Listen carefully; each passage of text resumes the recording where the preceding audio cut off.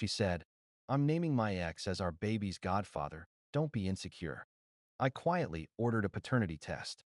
At the baby shower, my lawyer handed her the results. 3 years later, she's raising the child alone while I've built the life she never believed I had. When I tell people what happened, they usually think I'm exaggerating for effect. But if anything, the truth is even pettier, sharper, and harder to digest. My wife, Emily, and I had been together for 4 years, married for one. Things had been complicated during the pregnancy. She was moody, which I chalked up to hormones. She was distant, which I excused as stress. But the biggest issue was her ex, Jason. Jason was one of those lingering presences, like a shadow you can't quite shake. He wasn't threatening, not in an obvious way. He wasn't blowing up her phone, wasn't dropping by uninvited. But his name was always in the background of her stories. "Oh, Jason always said this." Or, "Jason had the best taste in music." It was never malicious, just constant, and I told myself not to be insecure. Then came the Godfather conversation. We were sitting in the nursery, folding tiny onesies, when she said it like it was already decided. "I'm naming Jason as the baby's godfather." I paused, waiting for her to laugh, to tell me she was joking. She didn't. "Why?" I asked carefully. "Because he's important to me. He's always been there. Don't be insecure. This doesn't have anything to do with you." That word, insecure, stuck in my throat like a bone. It wasn't insecurity. It was clarity. And instead of arguing, instead of yelling, I just nodded.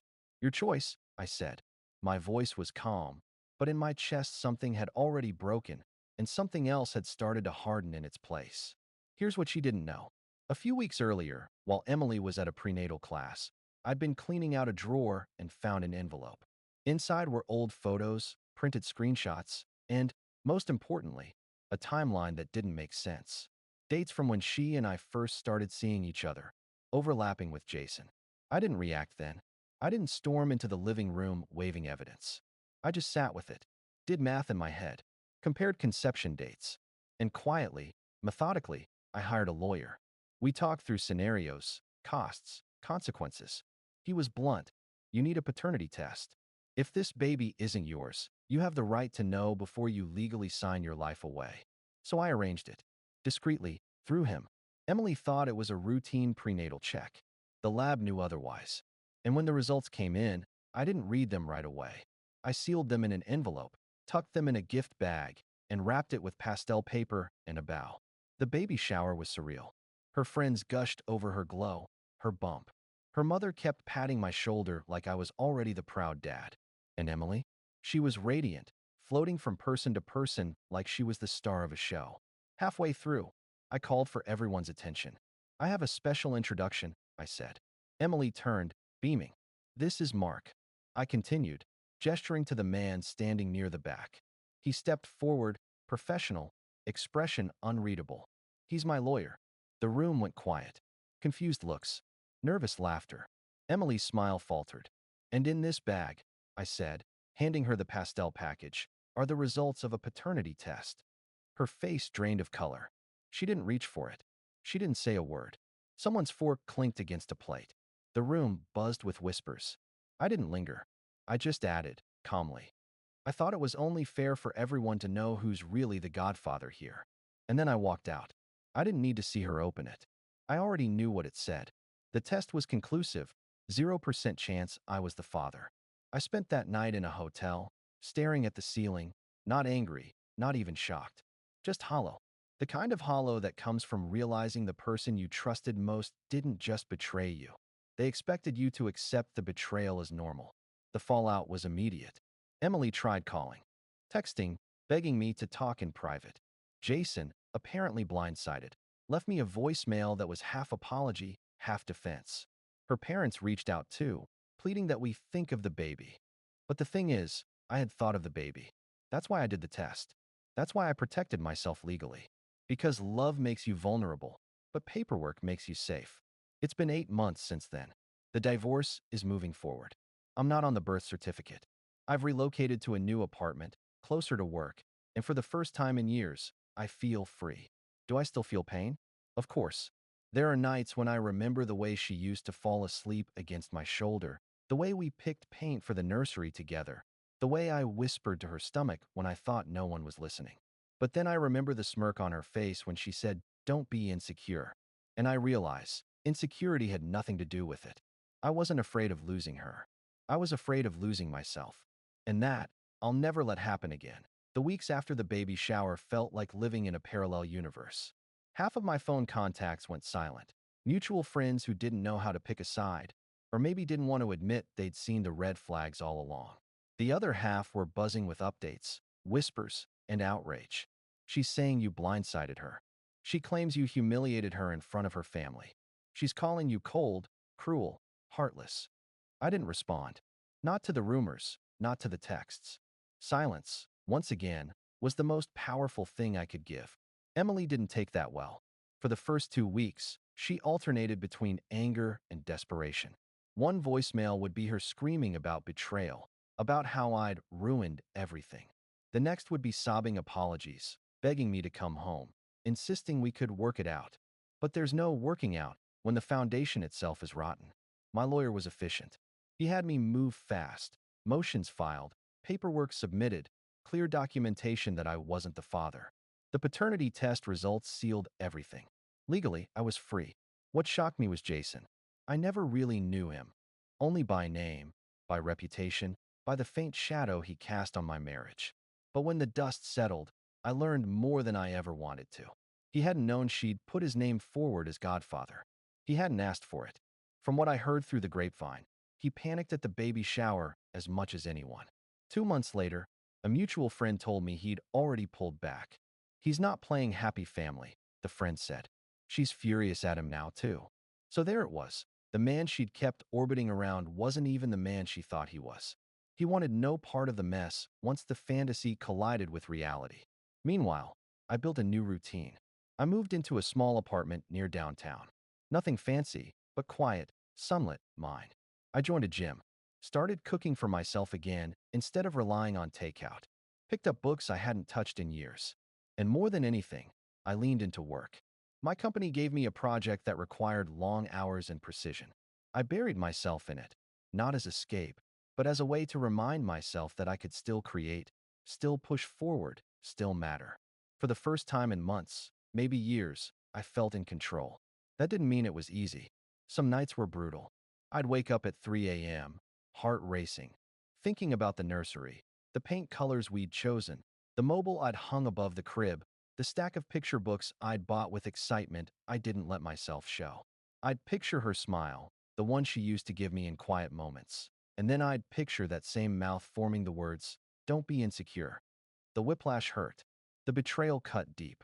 But the truth? Each memory dulled with time. Each replay was less vivid than the last. Her family reached out once. Her mother called me, voice trembling, asking me to think of the baby. I had to tell her the hardest truth. The baby isn't mine. And pretending otherwise would be a lie for everyone involved. She cried. I hung up, gently but firmly. I don't know if she ever told Emily she tried. 3 months after the shower, Emily posted on social media again. I don't follow her, but Mutual sent me screenshots. The caption read, "Some men can't handle real women and real responsibilities. Weak men walk away when things get hard. Strong women raise children without them." At first, I felt that familiar sting, the narrative flipping, the story recast with me as the villain. But then, something unexpected. I laughed. Out loud. Alone in my apartment. Because anyone who knew the truth, and plenty did, could see it for what it was. Projection. Spin. Damage control. Her words weren't daggers anymore. They were echoes in a room I no longer lived in. 6 months later, I got another update. She'd given birth. The baby was healthy, and that's the only part of this story that matters to me anymore. Innocent. Blameless. None of this child's fault. Jason wasn't at the hospital. His name wasn't on the birth certificate either. I heard he moved to another city soon after. Emily? From what I gather, she's living with her mom now, balancing late-night feedings with long shifts at work, posting less, smiling less in photos. I don't hate her. I don't even wish her ill. I just feel distant, like she's a stranger I once happened to know too well. It's been almost a year now, and here's what I've learned. Trust without proof is love, but love without trust is a trap. I fell into that trap, ignoring signs, excusing behavior, Convincing myself insecurity was the problem. It wasn't. Reality was. Documentation is power. That sounds cold, but it saved me. Without the test, without the lawyer, I could have been tied financially and legally to a situation that wasn't mine forever. Pain fades. Paperwork doesn't. Silence is sometimes the sharpest blade. I didn't scream. I didn't fight. I just showed the truth. And the truth did the cutting for me. These days, I wake up lighter. I'm not the man I was in that nursery, clutching a tiny onesie while my wife casually handed my role in our child's life to her ex. I'm a man who survived humiliation, betrayal, and the implosion of a dream, and came out not harder, but clearer. Clearer about what I want. Clearer about what I won't accept. Clearer about what love really means. And one day, when I'm ready, I'll open myself up again. But this time, to someone who doesn't confuse loyalty with insecurity or betrayal with bravery. Update 1 that it's been just over a year since that baby shower. Enough time for everything to settle into something resembling clarity. The divorce was finalized 6 months ago. Clean, straightforward, thanks to the lawyer who had been in that room with me when everything cracked open. I am not on the birth certificate. I have no legal or financial ties, and I've built a new life that no longer circles around Emily's orbit. I still get the occasional update from mutuals. I don't ask for it, but people can't help themselves. The baby is healthy, a year old now, and from all accounts a sweet kid. That's all that matters to me about that side of things. Jason? He didn't last. He moved to another city before the baby was even born. Last I heard, he's already in another relationship and has no contact with Emily or the child. Emily, she's living with her mom again. Social media tells a careful story, post photos, captions about strength and independence. But mutual friends tell a different one. Late nights, stress, exhaustion, a lot of bitterness. Apparently, she's still angry at me. Not because of what she did, but because I refused to stay and make it work. I'm not angry anymore. Honestly, I don't even feel much when I hear her name. It's like remembering someone from school, distant, faded, not quite real. As for me, life is good. Better than good, actually. Work has been stable. I earned a promotion last quarter. I've started running again, even signed up for a half marathon. I reconnected with some old college friends in the city. And for the first time in a long time, my weekends are full of things I want to do, not things I feel obligated to do. Most importantly, I sleep peacefully. I wake up without dread. I don't flinch when my phone buzzes. That kind of peace is worth more than anything. Looking back, I realized the paternity test wasn't just about the baby. It was about me finally refusing to be gaslit into doubting my own instincts. She called me insecure. What I was right. And I acted on it in the only way that mattered. Not with shouting, but with proof. So, here's the first and maybe only real update. She has her choice. I have my freedom. And that, to me, is the cleanest ending I could have asked for. Final update. It's been 3 years since the baby shower. Long enough that the whole thing feels less like a wound and more like a scar, visible, but no longer painful. Life has shifted in ways I couldn't have imagined back then. I've since changed jobs, actually, a better position in a different city. It was a hard decision to leave behind the routines I'd built after the divorce, but it felt right. Growth rarely comes from staying still. I'm in a new relationship now. It's steady, respectful, quiet in the best way. There are no exes lingering in the background. No little digs passed off as jokes. No gaslighting disguised as honesty. Just partnership. Real partnership. And we've talked about kids someday. When it happens, it'll be with someone who trusts me enough not to weaponize words like insecure. As for Emily, the last I heard, she's still in our hometown, raising her child with help from her mother. Jason is long gone. I'm told she works a steady job, but it's been rough.